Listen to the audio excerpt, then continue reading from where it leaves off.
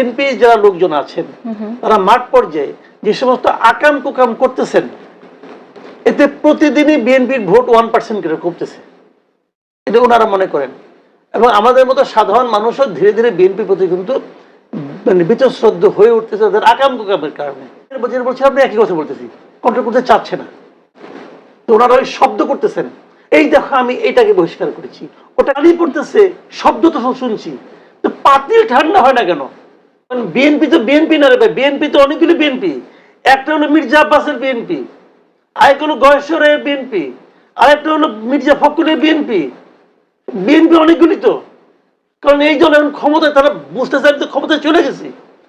এই দিন যাচ্ছে ততই বিএনপির কিন্তু মানুষের মধ্যে ধারণা খারাপ হচ্ছে। আমি সেই ইমেজ একটা ক্রিয়েট করছে।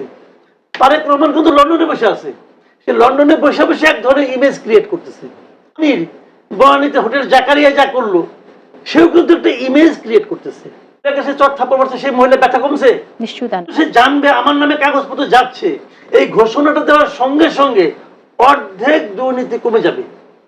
আপনার এই পরামর্শটা আশা করছি কেউ নিবে না।